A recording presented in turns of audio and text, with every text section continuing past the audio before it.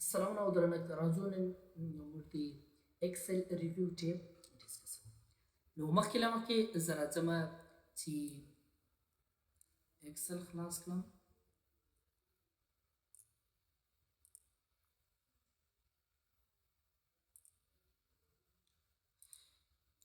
ریویو ټیب په دې کې اول ګروپ ته پروفینګ نو پروفینګ څه موږ څه رقم کار نشته اول ته سپیلینګ راځو. زه دلته یو شی ټایپ کوم. فرض کړه زه دلته کمپیوټر مې ټایپ کوي مګر یو آر مې اضافه ورکوي چې د دې امتحان لپاره. بل راځو فرض کړه زه دلته ویلکم مې نوشته کوي خو په هغې کې مې بیا یوه غلطي وکړه. نو بل راځو بل به موبایل نوشته موبایل مې نوشته کوي خو په هغې کې مې بیا یو غلطي وکړه. ایم ایس ورډ کې خو موږ ته یو دغسې سره لیکه بیا راکړه چې آیا دغه یو ورډ چې ده دا د تا ده څه غلط. نو موږ به پوه شو چې آیا هغه ورډ څنګه غور وکړو. یو هغه یې چې دا د موږ تاسو نومان دي موږ نوم نوشته کوو د یو څه خط ورته راواړئ هغه خو بیا موږ اګنوروو مګر یو هغه لفظونه چې فرض کړه کمپیوټر سو موبایل سو هغه چې غلط وي هغه خو باید موږ سره سم کړو. نو راځو زه په سپیلینګ باندې کلیک کوم. کله چې په سپیلینګ باندې کلیک کړئ دلته یو درته راځي اګنور وانس او بل راځي اګنور آل چې ټوله اګنور کړئ. A to dictionary یعنې دی چې ایټ کې ډکشنري ته بیا بله واره بیا تا د ځان نه راړي په سپیلینګ کې دا درته راړي چې دا غلط ده یا صحیح ده ولې تا ایټ کړی.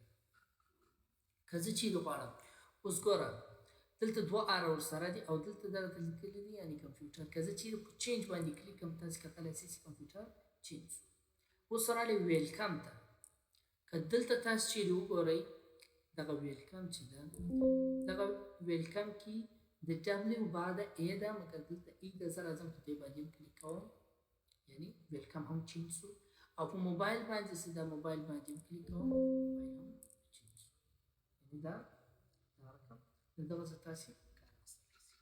او بل راځو ټریسرز په دې باندې زه داسې کار مونږ ځینې اخیستی شو. اوس فرض کړه کمپیوټر ما نوشته کوي زه غواړم آیا د کمپیوټر لار د کمپیوټر چې ده آیا په دغه په ځای زه بل یو راوړم. اوس فرض کړه پیسي شوه کمپیوټر ده ورک سټیشن شو یعنې دغه رقم لفظونه راوستل. اوس فرض کړه د کمپیوټر په ځای باندې زه راولم لیپټاپ کوم یې کله چې زه په لیپټاپ باندې کلیک کوم لیپټاپ شاته راځم زه راځم په لیپټاپ باندې لیپټاپ ته زه رالم دلته یو کوچنی نشان ده په دې باندې به زه کلیک کوم او دلته انسرټ مې وشته شوی. کله چې زه په انسرټ باندې کلیک کوم تاسو کتلی شئ چې کمپیوټر چې ده کمپیوټر به چینج شي په لیپټاپ باندې. ما چې په انسرټ کلیک کوئ تاسو کتلی شئ چې دا چینج شو. دغه رقم تاسې نور لفظونه هم ټول چینجولی شئ. او بل اپشن ته راځي چک اکسسبیلیټي هغه د دې لپاره استفاده کېږي. زه راځم دلته فرض کړه زه یو دوه شیپه رااخلم. فرض کړه زه یو دا شیپ رااخلم د دغه شیپ ایرر چې کله موږ ته راښکاروي د هغه دپاره دا استفاده کېږي. وبخښه زه به شیپ یو څه مختلفه کړم. فرض کړه یو مې دا شیپ راواخیستی.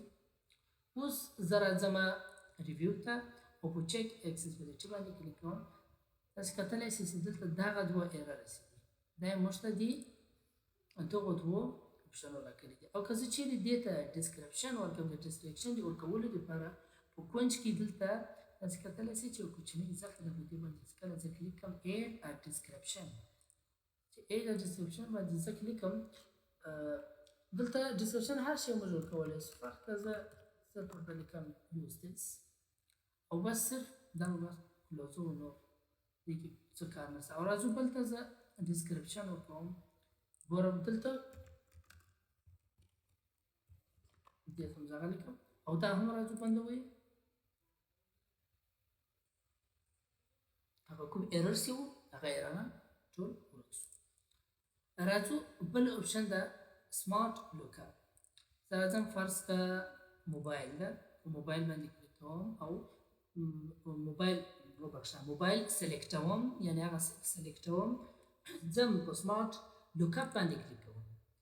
کله چې زه په سمارټ لوکاپ باندې کلیک کوم دلته به یو داسې کوچنی باکس خلاصي، یعنې دا هم داسې یو کوچنی براوزر ده د سرچ کولو دپاره. هر هغه لار چې تاسو ورکړئ د هغه په اړه باندې تاسو نور معلومات غواړئ، یو څه زیات معلومات غواړئ، د هغه د کتلو دپاره به تاسې سمارټ لوکاپ چې ده هغه به کلیک کړئ، دی به تاسو ته یو څه زیاتې معلومات درکړي. او بل راځو ترانسلیټ.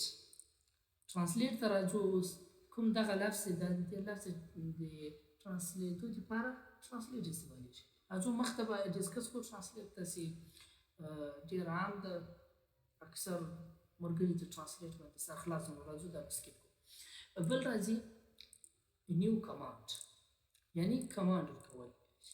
او وبخښه نیو کمانډ نیو کومنټ ډېر وبخښئ. بل راځو نیو کومنټ یعنې کومنټ ورکول.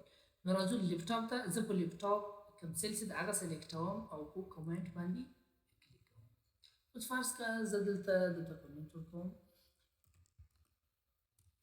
یا فرض کړه زه دلته لیکم کمپیوټر، دې ته مې کومنټ ورکوي کمپیوټر، او بل ته راځم بل ته کومنټ ورکوم چې هر شی تاسې کومنټ کې ورته نوشته کړئ هغه ته نوشته کولی شئ. اوس کومنټ خو مې ورکړی، د دې د کتلو دپاره چې څنګه هغه خانه مو سلیکټ کړو هغه کومنټ اتومات ورسره راغلی. راځو غواړو چې دغه کومنټ یعنې د دې مخته چې کوم کومنټ ده هغه راښکاره کړي. خو دا کومنټ شو، د هغه مخته نیکسټ یعنې بل کومنټ شو، بل کومنټ شو، دا شو. او که زه چیرې غواړم چې شاته راځم، اوس هغه کومنټ خو مه کتئ، د دې کومنټ شاته کوم کومنټ دا شو، بیا د هغه شاته دا شو. که غواړئ چې دغه کومنټ چې ده، اوس ګوره زه دې کوم وخت چې زه دغه خانه سلیکټ کړم کرسر هلته واړوم دغه کومنټ ښکاره شي، چې زه کرسر پورې کړم هغه کومنټ پټ شي. که غواړئ چې د دغه یوه سیل یا د دغه یوه خانې دغه کومنټ چې ده دا دې شو ښکاره دي، نو د دې دپاره به تاسې راځئ یعنې شو اټ هایډ کومنټ دې باندې کلیک کړئ. دغه نور چې ده زه دلته راځم کرسر کښېږدم دا کومنټ به ښکاره شي، چې زه کرسر دور کړم دا به پټ شي. خو مګر دغه سیل چې ده د دې کومنټ چې ده هغه شو.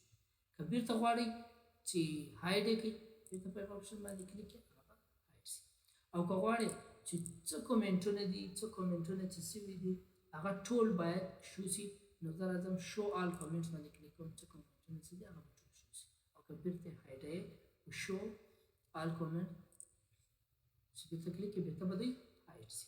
او که چیرې غواړئ چې کومنټ ډیلیټ کړئ، زه راځم دغه سیل مو سلیکټ کړئ او دلته ډیلیټ څه کله کلیک کړم هغه کومنټ چې دغه به ډیلیټ شي.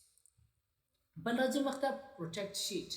کله چې موږ یو شیټ پروټیکټ کړو صرف په هغې کې موږ کار نشو کولی، نور کولی شو چې موږ یې ډیلیټ کړو. کولی شي ډیلیټېږي او صرف د دې لپاره پروټیکټېږي، سکان نه کېږي، نو د هغې لپاره بیا مخته اپشن ده. نو راځو دلته پروټیکټ شیټ، زه راځم په پروټیکټ شیټ باندې کلیک کوم. دلته کوم اپشنونه چې دي په دې ټولو باندې به دا به ټیک مارک کوم. ولې که چیرې زه دا نه کړم ټیک مارک، فرض کړه دلته لیکل دي انسرټ رو، که زه چیرې دا نه کړم ټیک مارک یعنې د دغه ما اجازه ورکړه له خپلو چې آیا ته یوه رو چې ده دا انسرټ کولی شي، یعنې یوه رو بله هم زیاتولی شي، د دې ما ته اجازه درکړې. که زه هم یا نو زه به هغه هم ټیک مارک کړم. که چیرې زه غواړم چې دلته پاسورډ ورکړم، فرض کړه 1 2 3 4 دې ته مې دا پاسورډ ورکړئ. کله زه اوکې کړم یو وارې بیا دې پاسورډ غواړي 1 2 3 4 یو وارې به بیا درته زه پاسورډ ورکړم، نو دغه شیټ چې ده دغه پروټیکټ شو. اوس که زه چیرې غواړم دلته کار وکړم دی ماته ایرر راړي صحیح دلته کار نشي کولی، دا پروټیکټ شوی ده. که زه راشم دلته ډیلیټ چې ده آیا دی ډیلیټېدلی شي، که غواړئ چې ډیلیټ دې هم نشي ده دلته مخته کوم اپشن چې ده لیکلی ده پروټیکټ ورک بک دې باندې به زه کلیک کړم آیا چې دی دې پروټیکټ ورک بک دې پروټیکټ شي. نو راځم دې ته هم پاسورډ ورکوم 1 2 3 4 اوکې کوم یې بیا به پاسورډ غواړي 1 2 3 4 بیا اوکې. نو اوس چې کله موږ راشو دلته وګورو دا ډیلیټېدلی هم نشي او په دغه کې کار نشي کېدلی. که غواړو چې بیرته unprotect کوم نو زه به دلته بیا پاسورډ ورکوم او هغه ان پروټیکټ شیټ باندې